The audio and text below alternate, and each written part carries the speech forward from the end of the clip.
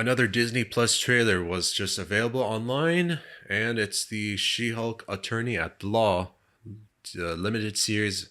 I don't know if it's going to be just a limited one series thing or there's going to be a second season, but it is coming August 17, Disney Plus. Another MCU related show throughout the Phase 4 era. All good to see and all that good stuff. But there's just one obvious problem. Everyone that's watched the trailer has been very vocal and very much upset about the CGI. Now, look, like, we can't just go start backlashing and attacking everyone involved in this project, even though it's understandable. Visual effects artists have made it clear that if this is what the heads at Marvel wanted, then this is what's going to happen. How the CGI will be used, all that good stuff. So we just have to accept it. From now until August 17, maybe it'll improve, but we just have to accept and understand that there has to be budget cuts made into like how the CGI is used on the character. I still like the trailer for the most part. I'm glad Mark Ruffalo is coming back as Bruce Banner Hulk. I was kind of surprised that Tim Roth is back as Emil Blonsky. Here's the thing. I love how with Tim Roth coming back as Emil Blonsky, this is the second time he's playing the role since 2008's The Incredible Hulk. It's almost like in recent years, there's been so much effort to just making sure we know and remember, like, yeah, that movie, that was still an MCU film. It's the second MCU film. That still happened. That was still in phase 1. It's just kind of interesting how there are like little subtle ways of like reminding us. Of course, there's still going to be Abomination in the limited series. Even Abomination was seen in Shang-Chi and the Legend of Ten Rings. And even Wong will come back for the show. So I just love how there are like little things that just kind of like letting us know, like, hey, remember that movie where it was still there? Don't forget about it. It's still like letting us know.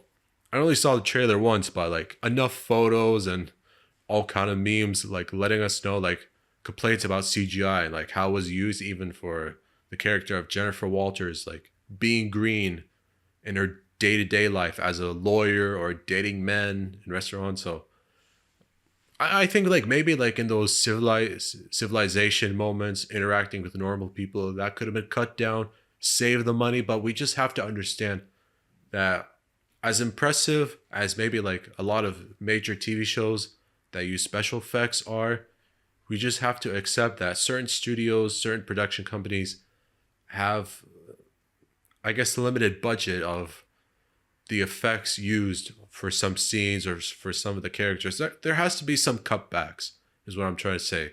There has to be some cutbacks in how much of the CGI can be used. It's not different where, you can have a lot of money and support from major film studios when doing a full feature length movie itself.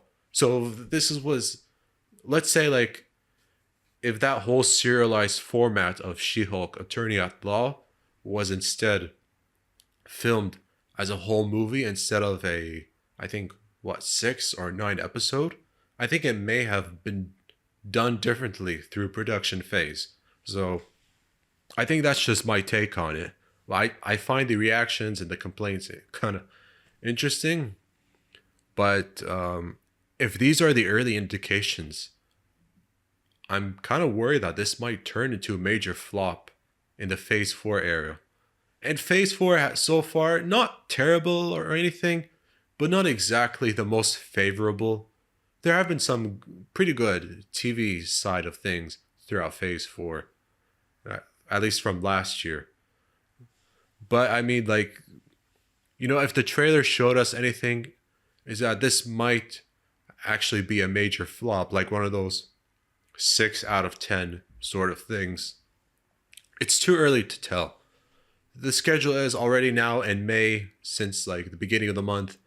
Multiverse of Madness, and then June will be for Miss Marvel. July is for Thor: Love and Thunder, and then August is for She-Hulk Attorney at Law. So you can tell like from here till August. I don't know about the rest of that.